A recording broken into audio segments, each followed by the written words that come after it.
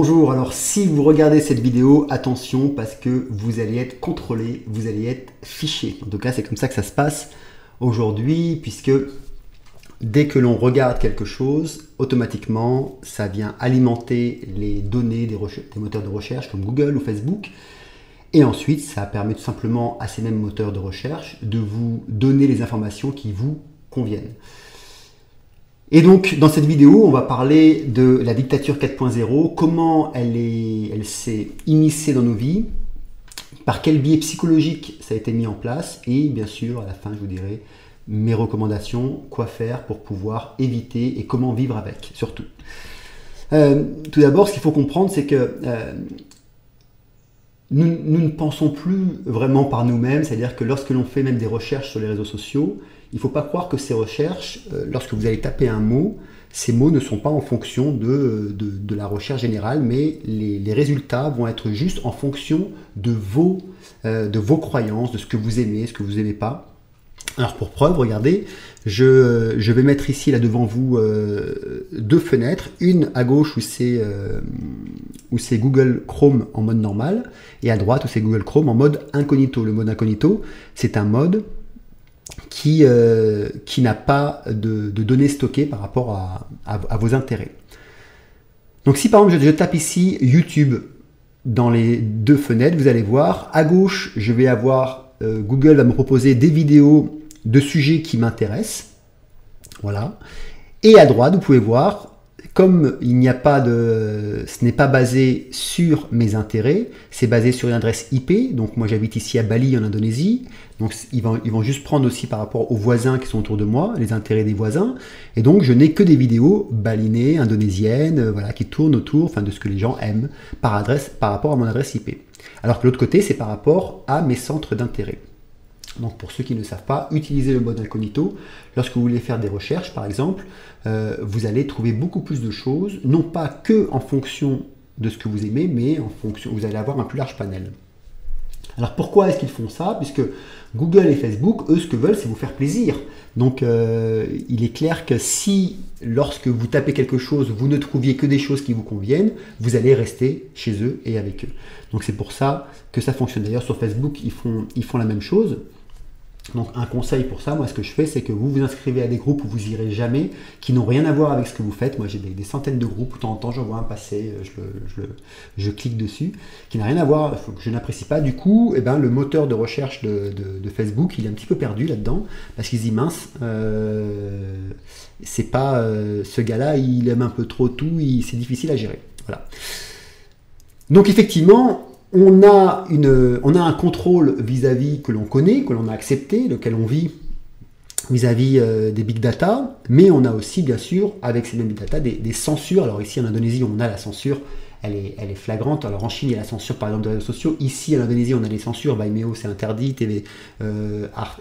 TV5 c'est interdit, il y a des vidéos qui passeront jamais, qu'on ne pourra pas avoir, dès que ça, des vidéos qui sont un petit peu trop sur la croissance individuelle et le personnel, ça ne fonctionne pas. Bref, voilà, donc ici on vit la censure, mais aussi en Europe, vous vivez la censure. Des vidéos sont supprimées, on a tous eu, en tout cas tous les lanceurs d'alerte en ont eu. Moi j'ai eu la vidéo qui parlait justement de dictature et d'enfumage médiatique, donc 300 000 vues en une semaine, supprimée, qui parlait du contrôle des masses, qui parlait de la guerre économique. J'espère que celle-ci va tenir. Et elle disait qu'effectivement il y avait une dictature imposée qui était là. Alors une dictature imposée, c'est sûr que ça permet de mieux contrôler les mouvements de la population. On est d'accord. Et donc, du coup, de mieux contrôler la propagation du virus, puisque c'est de ça que l'on parle aujourd'hui. Je dirais que l'actualité est autour de ça, et que tout tourne un petit peu autour de ça. Même les décisions, la crise économique, les décisions politiques tournent. Il y a toujours le Covid qui vient dedans. C'est comme si on n'allait plus prendre de décisions sans mettre au premier rang le virus. Alors pour comprendre ça, pour comprendre comment est-ce que on va nous faire rentrer, enfin on est déjà rentré dans cette dictature 4.0, mais comment on va faire accepter les citoyens, donc la masse groupe, comment on va leur faire changer du coup leurs croyances, puisque on parle bien de croyances. Si on accepte quelque chose, c'est qu'on croit en cette nouvelle chose. Alors, premièrement, il faut comprendre que les croyances ont 4 facteurs. Le premier, c'est nos croyances préétablies, c'est-à-dire sur ce que l'on a vécu avec nos parents, nos traditions, l'éducation, la religion, les études, etc. Et tout ce qu'on a lu, écrit et regardé en films et vidéos. Mais c'est pas tout, il faut croire à ce que l'on a vécu, à ces croyances passées. Donc ça, c'est les deux premiers facteurs. Les croyances préétablies et croire en ces croyances. Et donc là, on a mis en place une croyance. Mais ensuite, si on veut mettre une nouvelle croyance, il va falloir avoir une nouvelle information qui va venir. Donc ça, c'est le facteur numéro 3. Et le quatrième facteur, c'est de croire en cette nouvelle information. Donc ça a du sens. Et donc, lorsque l'on comprend ça, on se dit, ok, qu'est-ce qui se passe depuis un certain temps? On vit dans le monde de l'information, de la surinformation. C'est-à-dire que pour faire chuter et faire tomber nos croyances, il va falloir surinformer. Et c'est ce que l'on vit aujourd'hui. On est tellement dans un monde d'information que tout est juste et tout n'est pas juste, que tout est bon et tout est noir, tout est blanc et tout est noir, tout est bon et tout est mauvais, en même temps. Et on est dans le monde du soupçon, comme me disait hier dans un de mes webinaires. C'est Xavier, bonjour Xavier si tu regardes cette vidéo. On vit dans le monde du soupçon, tout est soupçonnable.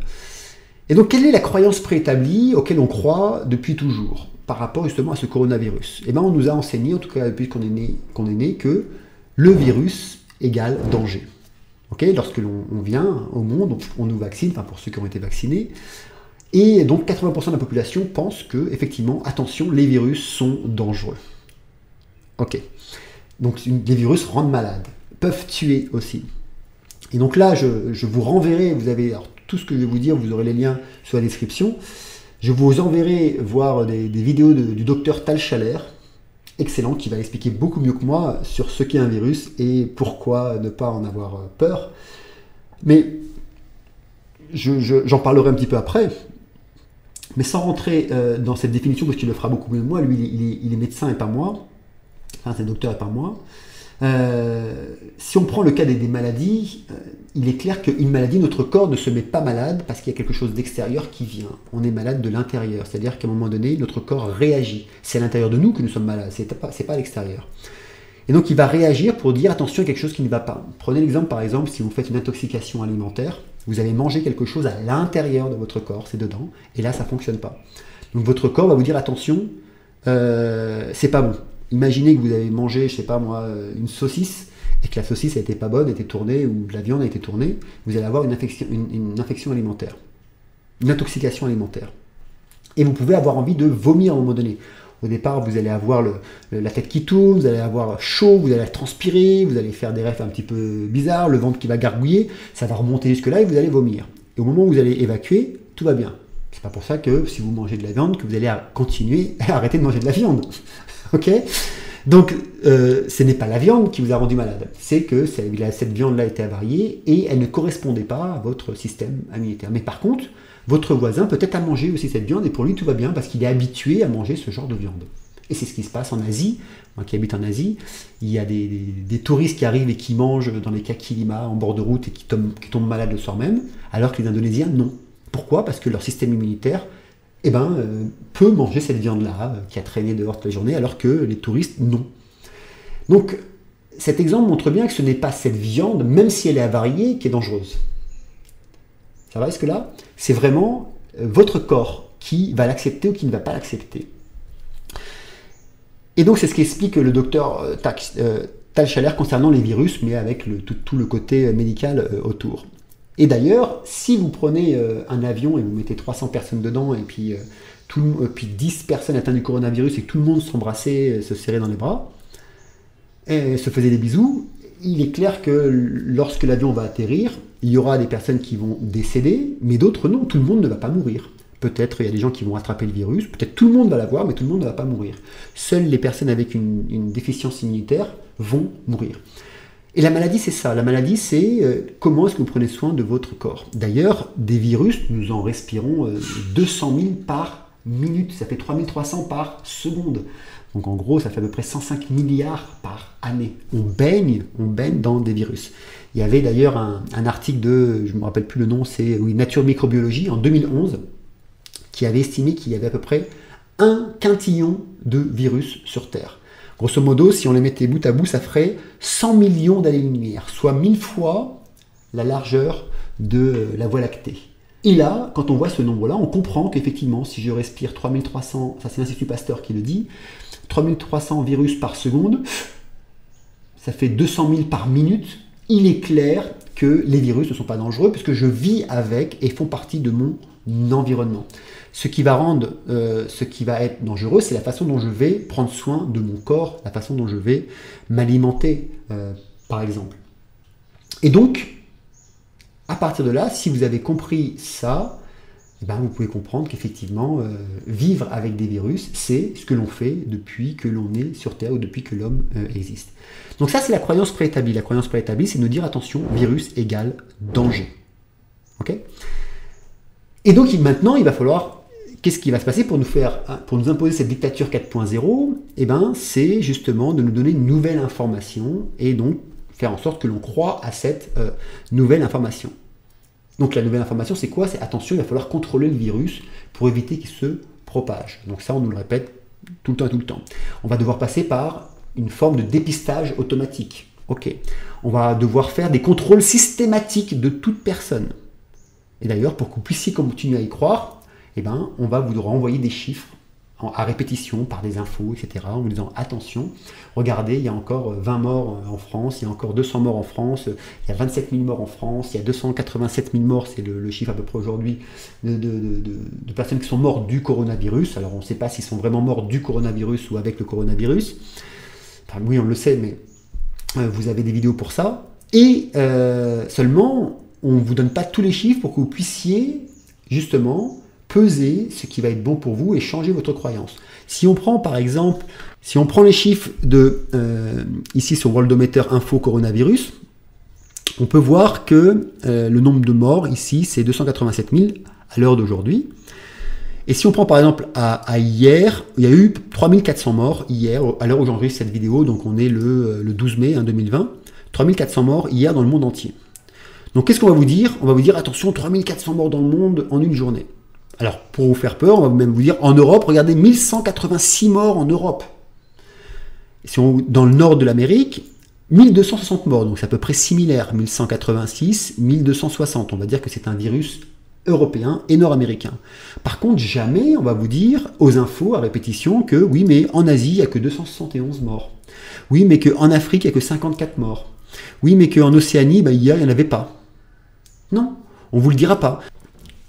Ce que l'on vous montre comme information, c'est uniquement pour changer vos croyances. C'est pour transformer vos croyances. Vous rappelez-vous les quatre facteurs. Croyance préétablie, on y croit, nouvelles informations, et il faut y croire pour qu'il y ait une nouvelle croyance qui soit mise en place. Qui dit nouvelle croyance dit nouvelle forme pensée, donc nouvelle manière de vivre. Mais ça ne suffit pas. C'est-à-dire que les 4 facteurs de l'époque, on va dire, ne suffisent pas. Il faut un autre facteur pour qu'une croyance puisse changer. C'est le facteur émotionnel. Il faut un état, il faut générer un état émotionnel particulier pour que ça change. Alors, je vais vous le donner par exemple. Les preuves, en fait, ne suffisent pas. C'est que même si on vous montre des preuves, on vous dit, regardez, c'est pas dangereux et autres, ça ne suffira pas. Pour vous donner un exemple très simple, j'ai eu une journaliste qui travaille pour des sociétés comment ça s'appelle, de la boucherie, donc, qui vendent de la viande, et qui m'envoie un article comme ça, il y a 3 jours, le jour où je fais cette vidéo, enfin il y a 4 jours même, qui m'envoie un mail, donc je ne sais même pas pourquoi elle me l'envoie, avec un article d'un docteur qui prouve par son étude à lui que la nourriture alcaline, c'est pas bon pour la santé. Alors pourquoi elle m'envoie ça ? C'est parce que moi je prône la nourriture alcaline, donc manger 70% d'aliments alcalins, donc verts, crus, pour 30% d'aliments acides. Et bien sûr, je prône l'alimentation végane, puisque je suis moi-même, je ne mange pas de viande, je ne mange pas de poisson et autres. Et donc, de manger sainement ou végétarien, bref. Et donc, elle m'envoie ça juste pour me dire, regarde, il y a un article sur ça, et c'est un docteur, donc on ne pourra pas dire qu'il ne le sait pas. Malheureusement, donc, elle voulait essayer de me faire tomber une croyance. Donc, de ma croyance préétablie, comme quoi manger sainement pour la santé, c'est pas bon. Et en lisant l'article, donc j'ai une nouvelle information, il va falloir que je croie en cet article. Seulement, moi, c'est ce que je vous invite à faire comme méthode de travail automatique, et je vous le redirai à la fin, c'est que quand on me donne une information, eh ben, je vais chercher les contre-informations. Donc je vais chercher le nombre de docteurs qui disent que c'est bon, et le nombre de docteurs qui disent que ce n'est pas bon. Et là, je vais avoir à peu près autant d'articles qui vont dire que l'un et l'autre sont bons et c'est pas bon. Donc ça veut dire que les preuves aujourd'hui, aussi jolies soient-elles, n'ont plus d'impact pour faire changer une croyance de quelqu'un. Ça ne fonctionnera pas. Par contre, ce qui a de l'impact, et c'est là où je veux venir, c'est le facteur émotionnel. La question, c'est pourquoi est-ce que moi je mangeais alcalin, et pourquoi, même s'il y avait tous les chercheurs du monde entier qui me seraient mis devant les yeux, me diraient attention, c'est dangereux, je continuerai à manger de la façon dont je mange. Simplement parce que, eh ben, je suis en bonne santé. Parce que de manière empirique, je le vis au quotidien. Ça fait depuis 1990, je mange comme ça, je vis comme ça. Alors bien sûr, il n'y a pas, pour être en bonne santé, il n'y a pas que la nourriture. Hein, on est bien d'accord, je vais pas dire de bêtises. C'est pas parce que vous allez manger végétarien ou vegan ou alcalin que vous allez être en bonne santé. Absolument pas. C'est une vie holistique, c'est-à-dire la façon de ce que vous allez manger, comment vous allez le manger, la quantité que vous allez le manger, mais aussi comment vous allez prendre soin de votre corps par rapport au mouvement, le sport, les temps de sommeil, les temps de repos, mais aussi de votre mental. Qu'est-ce que vous allez mettre dans votre mental? Est-ce que vous êtes plutôt de manière optimiste, pessimiste? Est-ce que vous donnez des informations qui vous mettent en joie ou qui vous fassent déprimer? Est-ce que vous passez votre temps à regarder des stupidités sur les réseaux sociaux ou des choses intéressantes? Bref. Mais aussi la manière dont vous allez vous nourrir énergétiquement, c'est-à-dire par la méditation, peut-être par la relaxation, par peut-être du reiki, par du yoga, élever aussi votre corps éthérique. Donc c'est vraiment un cumul de tout, c'est une vie holistique qui permet d'avoir une bonne santé. Donc moi, vivant en bonne santé, très bien, ne prenant pas de médicaments, jamais, pas de vaccin, mangeant alcalin, ne mangeant pas d'animaux, je suis en bonne santé. Donc même s'il y avait tous les médecins de la Terre qui venaient devant moi, eh ben, ils ne pourront pas toucher mon état émotionnel puisque je l'ai, je me réveille tous les matins avec le sourire. Donc là, la croyance ne peut pas tomber. Et donc bien sûr à cette journaliste, je lui ai juste dit, je souhaitais bon voyage à la prochaine, parce que j'avais aucune raison de discuter avec elle, puisque ça ne tenait pas la route. Mais c'est comme ça que les choses fonctionnent aujourd'hui. Et donc vous voyez bien que les simples preuves ne suffisent pas. Pour que ça puisse fonctionner, pour qu'il y ait un changement, il faut qu'il y ait un état émotionnel. Vous allez comprendre pourquoi. Quel état émotionnel est-ce que les politiques ont mis en place avec la pseudo-pandémie du coronavirus? Premièrement, ils ont mis un choc. Le choc du confinement. Confinement. Et il va falloir être confiné partout dans le monde. Et là, c'est le premier choc. Émotionnellement, on en prend un coup. Ensuite, alors pour la France, ce n'est pas le cas ici à Bali, mais pour la France, eh ben non, si vous n'avez pas de courrier, vous ne sortez pas. Et on va vous en mettre un autre, c'est que si vous sortez sans le courrier, vous allez être puni. À Bali, on a le droit de sortir, il n'y a pas de confinement, par contre, le port du masque est obligatoire. Et c'est marqué que si on ne porte pas le masque, on ne peut pas rentrer dans une zone. Donc là, on est un petit peu dans le même état d'esprit, sauf que c'est fait différemment. Bon, il y a moins de cas ici parce qu'on se soigne avec le soleil, avec des plantes, avec de la vitamine C. Voilà. Et en plus, c'est affiché aussi dans toutes les rues, mettez-vous au soleil une fois par jour. Donc, si vous voulez, il y a des formes de punition qui sont mises en place, donc c'est encore des chocs émotionnels. Mais, donc il y a une réduction de la liberté, et puis un autre choc émotionnel, le port du masque. Voilà, le port du masque obligatoire, il est clair que ça va devenir une norme. Pourquoi? Et tout ce que l'on vit va devenir une norme, et même la dictature qui est en train de se mettre en place va devenir une norme. J'aime enseigner à mes étudiants que pour mettre quelque chose en place, pour faire un changement dans nos vies, quel que soit le changement, sur le plan professionnel, sur le plan relationnel, avec son couple, sur le plan spirituel, sur le plan énergétique, ce que vous voulez, quel que soit le changement, il faut d'abord créer une habitude. Il faut forcer cette habitude. Et puis plus vous allez forcer cette habitude, plus c'est l'habitude qui va vous créer. Et donc, à un moment donné, cette habitude va devenir une normalité. Vous voulez apprendre de la musique, il va falloir vous forcer tous les jours à faire vos gammes pendant 1 heure par jour. Et à un moment donné, eh ben, vous n'aurez plus besoin de vous forcer, puisque si vous ne les faites pas, vous allez sentir qu'il y a un manque. C'est l'habitude qui va vous créer. Et bien, c'est ce qui se passe, c'est qu'aujourd'hui, on nous habitue à vivre d'une certaine manière.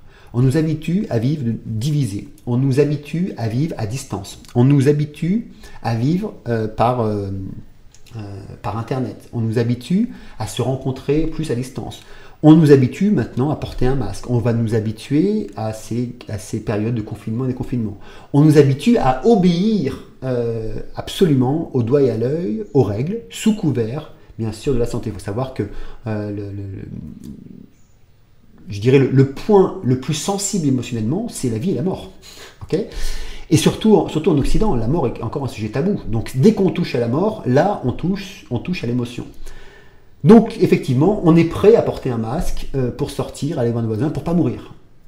Sauf ceux qui le portent juste parce que ils veulent ils veulent pouvoir continuer à vivre. Puisque effectivement, si on ne peut plus aller dans un endroit parce qu'on n'a pas le masque, à un moment donné, on va le faire. Et c'est ce que je voudrais vous apporter dans cette vidéo aussi, c'est comprendre que malgré cette dictature, qui nous est imposée, à un moment donné, on n'a pas le choix. Par contre, là où vous avez le choix, c'est comment est-ce que vous allez le vivre, vous, intérieurement. Et c'est là que ça va faire toute la différence. Donc oui, ce que l'on vit va devenir une norme, dans une globalité. Alors, une fois que l'on a modifié cette croyance, comme quoi effectivement, oui, en fait, ok, on va se confiner, ok, on va mettre le masque, ok, on va prendre des distances, etc. On va pouvoir accepter cette nouvelle dictature.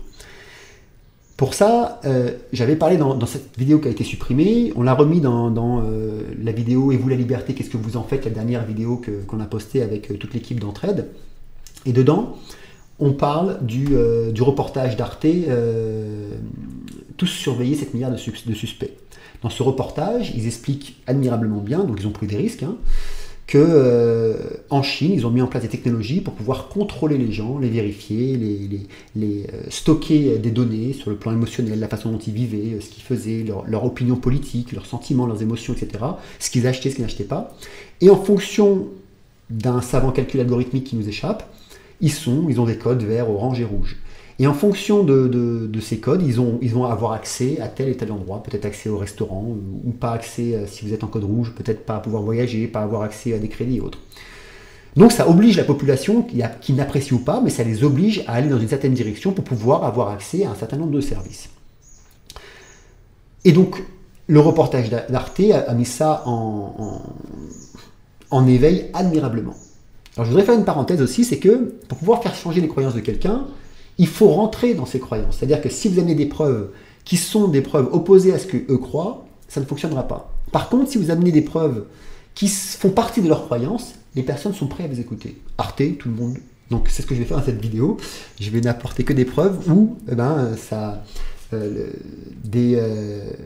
que ceux qui ne sont pas avertis puissent dire tiens, mais en fait oui, tiens, du coup, ce sont des gens intéressants pour eux qui parlent. Là, c'est Arte, les journalistes d'Arte, qui le dénonce. Mais il faut savoir que ce n'est pas nouveau. En fait, si vous prenez le ouidemain.fr, qui annonce déjà en mars 2019, voilà, que la dictature 4.0 est déjà là. Et il parle justement de ce qui se passe en Chine déjà en mars 2019, c'est-à-dire avant même la problématique du Covid-19. Et dedans, déjà en Chine, vous voyez, je vous montre cette photo, Better Life Right Here, une vie meilleure ici et maintenant. Déjà, tout se fait par des QR codes, tout se paie par ou les téléphones ou des cartes. Il y a le contrôle facial qui est là. Et puis, ceux qui n'ont pas les bons points ne peuvent pas accéder aux services qui sont là. C'était en mars 2019, ok ?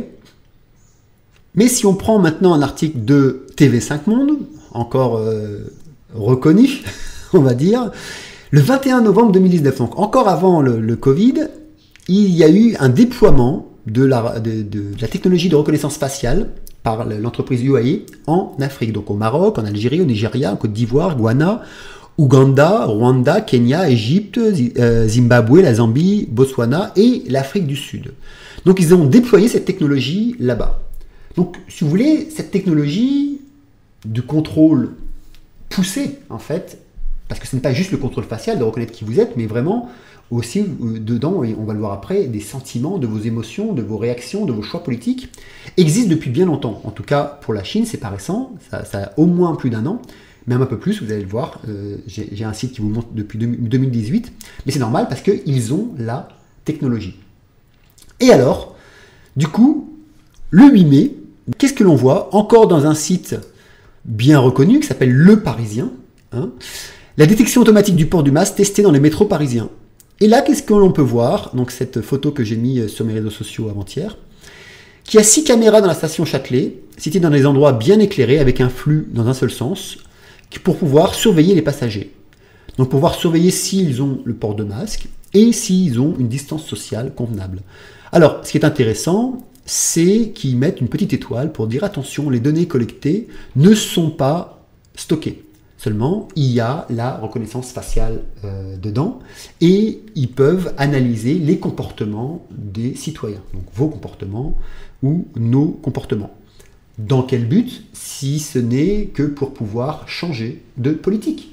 Puisque lorsque l'on connaît vos comportements, il est facile d'adapter la politique en fonction de ce que vous faites, en fonction de vos croyances.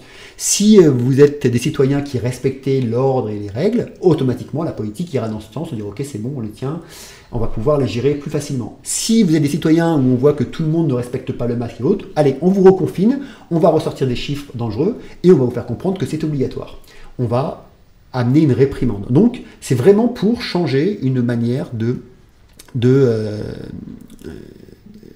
une manière de contrôler le monde.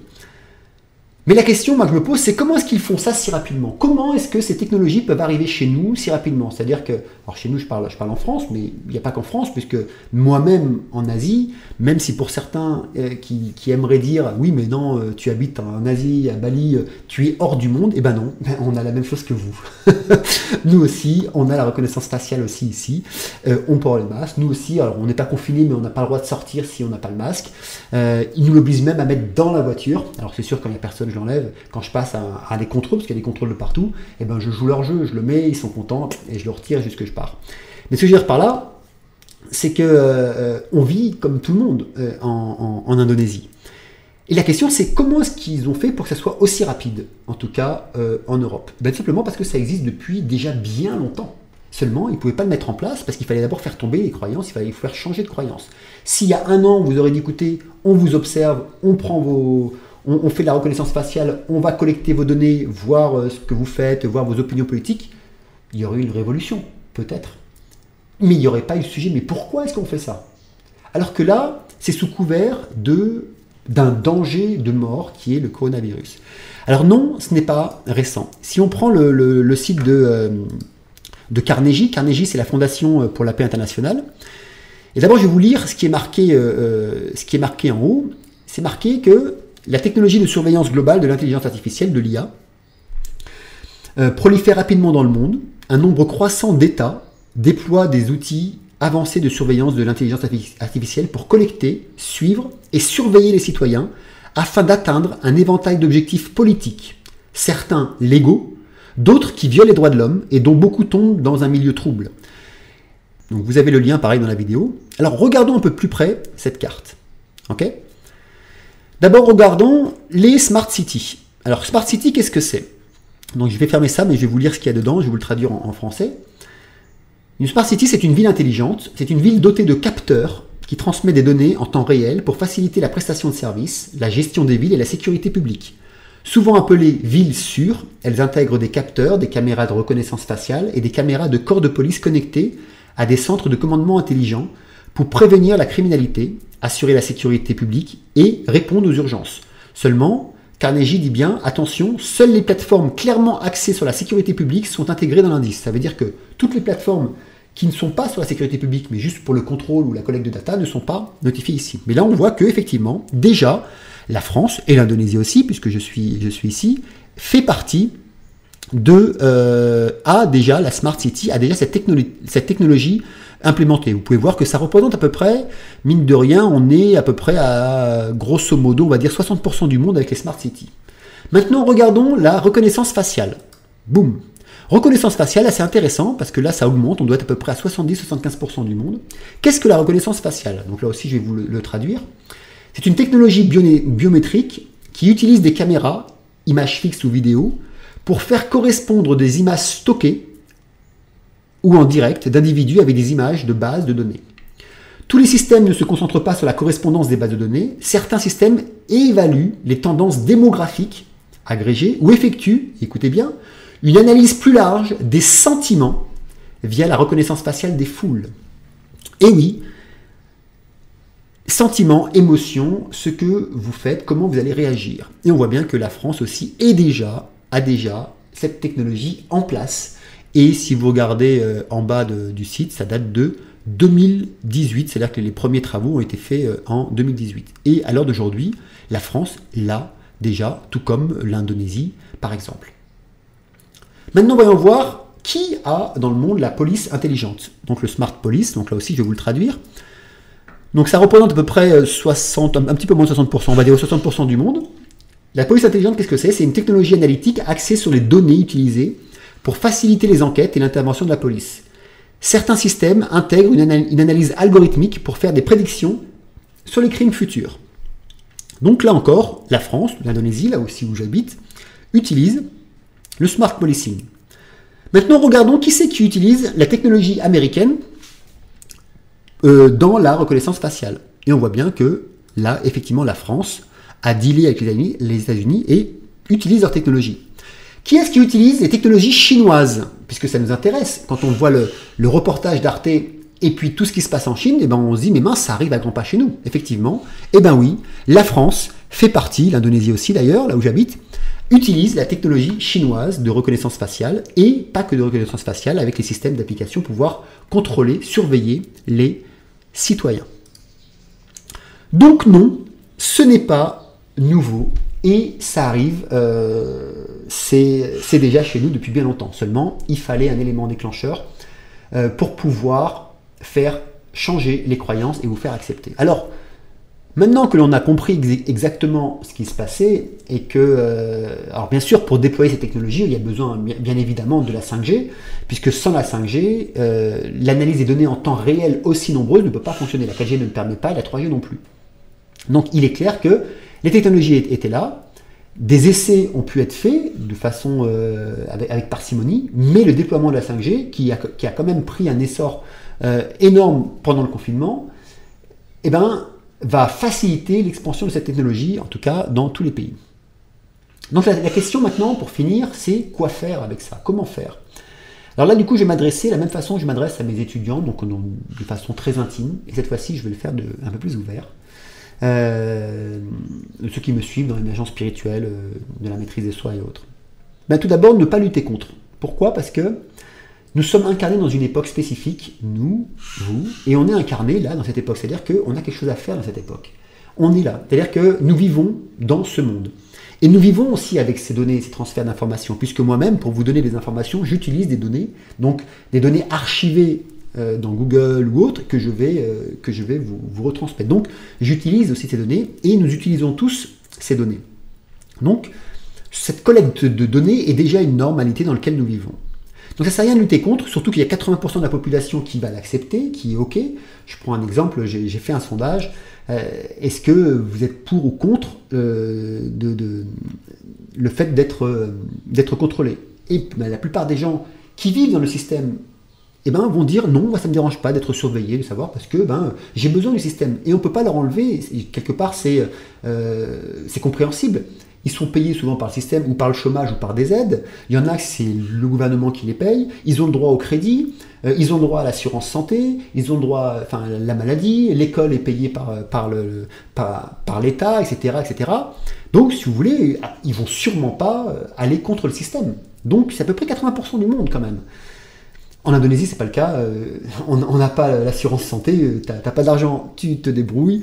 Il n'y a pas de chômage, tu dois travailler. Enfin bref, on n'est pas ici. Ce ne sont pas des générations d'assistés. Donc, et c'est pour ça qu'il n'y a pas de chômage. Tout le monde travaille, tout le monde trouve quelque chose à faire, et les gens se soignent avec des choses naturelles plutôt que avec de la médecine qui coûte cher, parce que la médecine ici, c'est hors de prix.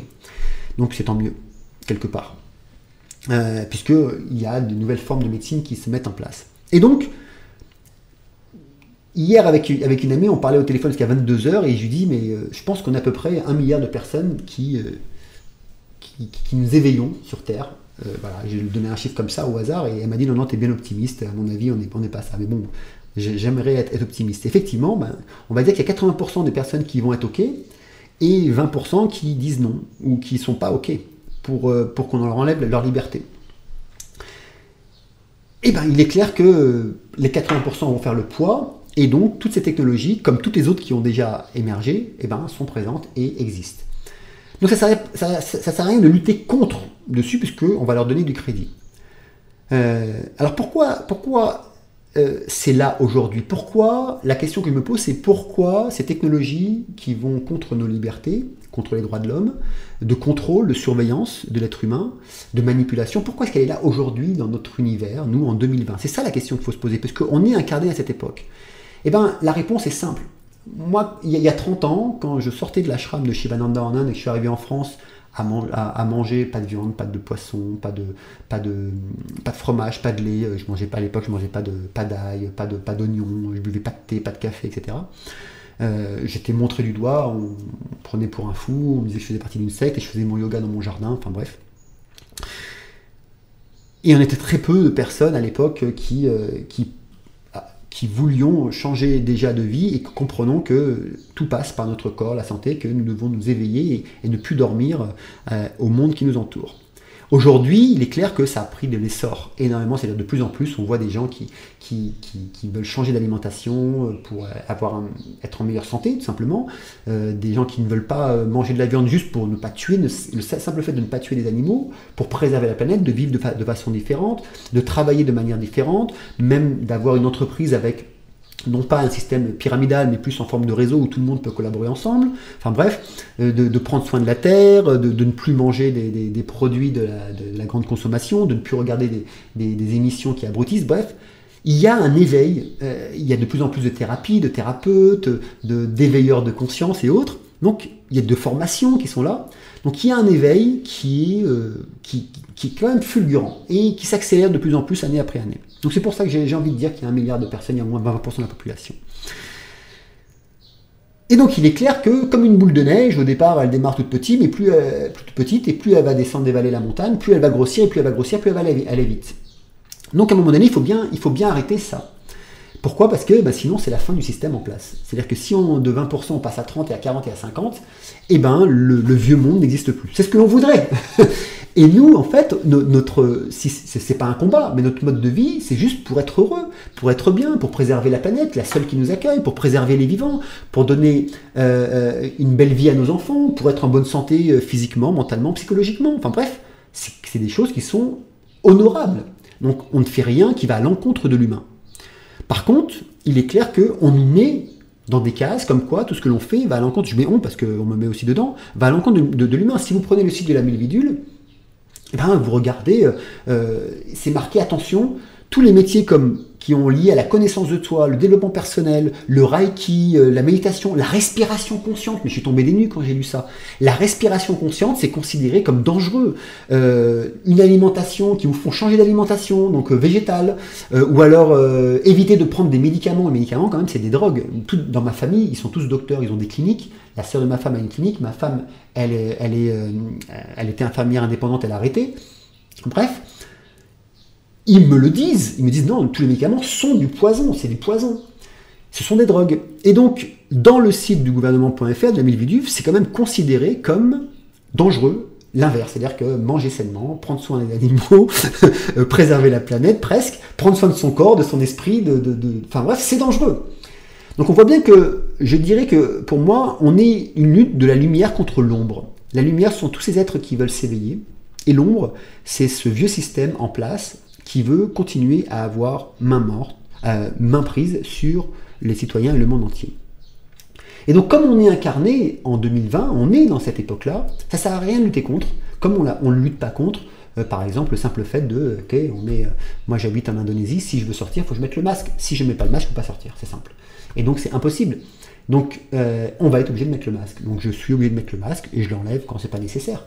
Et quand c'est nécessaire, je le mets pour pouvoir passer les barrières.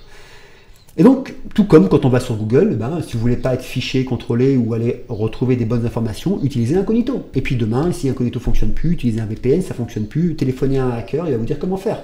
Bref, il y aura toujours des moyens de passer outre et de ne pas... s'il y a une application sur un téléphone, prenez 2 téléphones, achetez 2 ou 3 ou 4 téléphones. Comme ça, quand vous passez une douane, vous montrez le téléphone avec l'application, vous l'enlevez, vous enlevez la puce quand vous passez, vous n'avez plus de puce. Et puis quand vous repassez une autre douane, vous la remettez, vous montrez, oui, j'ai mon application. Voilà, il y aura toujours des moyens de biaiser. Bien sûr, quoi faire encore? Refuser, c'est-à-dire refuser, non... Ne votez pas, par exemple, pour des lois comme celle-ci. Alors je m'adresse si par exemple il y a quelqu'un d'entre vous qui fabriquait des cagoules ou qui est dans la fabrication, vous pouvez par exemple aujourd'hui, je suis sûr que vous allez faire fortune, fabriquer des casquettes ou des bonnets, où lorsque l'on passe devant une caméra comme à Café Léal, on peut tirer le rideau avec les yeux toujours pour pouvoir voir. Là vous aurez le masque intégré, vous avez les yeux qui sortent et il y a marqué vous ne pouvez pas me scanner, je refuse de me faire scanner. Hop, et puis quand vous passez, vous avez fini les caméras, vous le remettez. Voilà, c'est une manière aussi de se faire entendre et puis de montrer aux caméras non, vous ne passerez pas d'une certaine façon, on n'est pas d'accord, mon visage c'est le mien, et du coup vous voilez vos émotions aussi avec cette façon-là. Bref, donc refuser, c'est une façon aussi d'agir. Ne pas voter des lois, ne pas voter peut-être pour des présidents ou pour les régionales de personnes qui ne vont pas dans ce sens-là. Regardez qui sont les personnes qui dirigent votre pays là où vous êtes et puis votez ou pas pour ces personnes-là. Et vous pouvez aussi, vous par contre, travailler sur vous, et je reviens dessus parce que on est vraiment dans cette lutte de la lumière contre l'ombre. Et donc, notre mission, et je mets notre parce que je me considère aussi dans ce genre de personnes, et je pense que les personnes qui m'écouteront, ou d'autres lanceurs d'alerte, ou des personnes qui sont aussi dans le métier de la relation d'aide, ou de l'éveil de conscience, vous allez comprendre ce que je dis, c'est que notre mission, puisque nous sommes incarnés là aujourd'hui, puis que nous faisons ce que nous faisons, et que nous vivons de cette façon-là, c'est que nous sommes là aussi à notre façon pour, en tout cas, moi c'est comme ça que je me considère, pour éveiller les consciences. Éveiller à tout ce qui est, à toutes les personnes qui dorment et à tout ce qui nous est voilé autour de nous. Enfin, pas tout, en tout cas dans mon domaine personnel qui est la maîtrise de soi et l'émergence spirituelle. Ça, c'est mon domaine. Ça englobe bien sûr de manière holistique le bien-être physique, psychologique et mental. Donc, puisque ceci est ma mission, puisque je suis né dans ce monde-là et puis que depuis l'âge de 13 ans, en fait, je suis parti dans cette direction, je dois continuer à donner de l'information comme je le fais, d'une certaine manière, mais continuer aussi à donner des moyens aux gens de vivre intérieurement ce qui se passe devant nous. Parce que on peut vous enlever une liberté extérieure, mais jamais une liberté intérieure. C'est-à-dire que, effectivement, je peux marcher avec un masque devant quelqu'un, mais être libre intérieurement, et savoir que ce n'est pas dangereux. C'est ça toute la différence. Parce que la force que l'on a, c'est une force mentale. Pour faire changer une croyance, ça se passe ici. Donc si à l'intérieur de votre esprit, les informations qu'on vous donne, vous n'y croyez pas, à partir de là, vous ne pouvez pas changer vos croyances.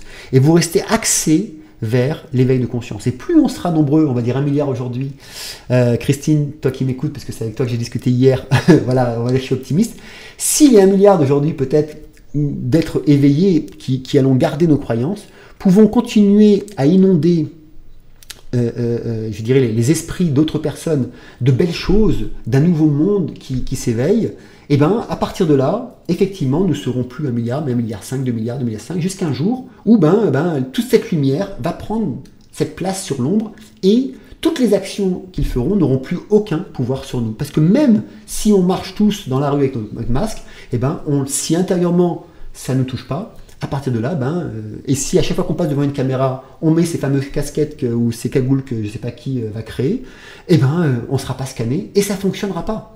Tout comme des téléphones qui ont vu le jour et qui n'ont jamais été vendus parce que personne ne voulait les acheter.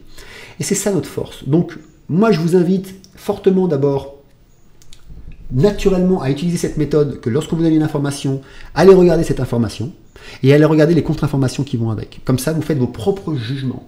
Regardez de manière empirique comment vous vivez la chose. C'est pas un médecin vous dire comment vous allez, si vous êtes en bonne santé ou pas. C'est pas un scientifique de vous dire ce qui est bon ou pas pour vous. C'est à vous. Et si vous intérieurement, c'est la façon dont vous mangez, ça vous va, vous êtes en bonne santé physique, mentale, vous êtes heureux, vous préservez la planète, vous préservez l'avenir de vos enfants, le futur des générations, etc. Si c'est ok, vous n'avez pas besoin de changer. Si pour vous, vous êtes bien intérieurement. Mais si à un moment donné, il y a une question qui vient se poser, oui, mais c'est vrai, ok, manger de la viande, il y a des gens qui meurent vieux en mangeant de la viande et qui sont bien, après tout, on en a connu.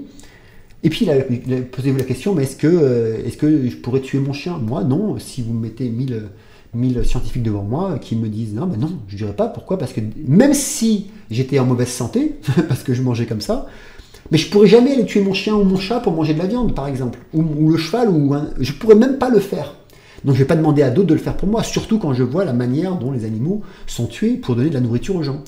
Donc rien que par rapport à ça, même si c'était négatif pour ma santé, j'en mangerai pas. Et donc c'est ça, avoir une prise de décision en fonction de ses propres croyances, et non pas en fonction des croyances instituées par d'autres. C'est-à-dire que ce n'est pas parce que des médecins vont dire que c'est bien ou que c'est pas bien que je vais suivre. C'est en fonction de comment je le vis intérieurement. Donc voilà, refusez quand ça va à l'encontre de votre liberté, à l'encontre de qui vous êtes, à l'encontre de votre mission.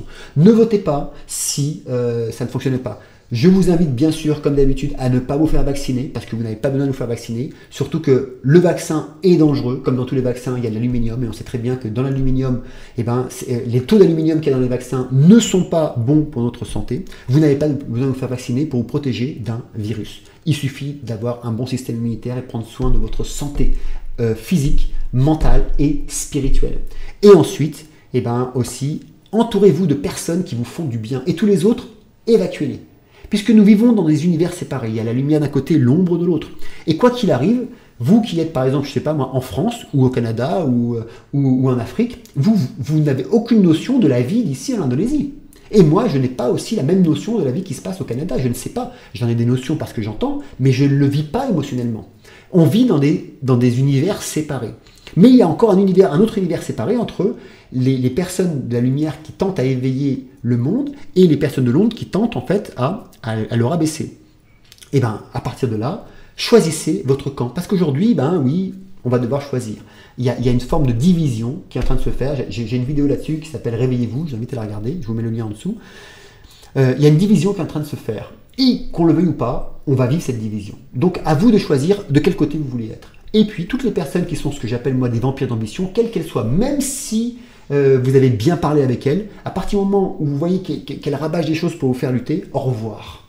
Et c'est tout. Vous allez vivre dans un autre univers avec des gens qui veulent éveiller le monde plutôt que des gens qui veulent les rabaisser. Voilà.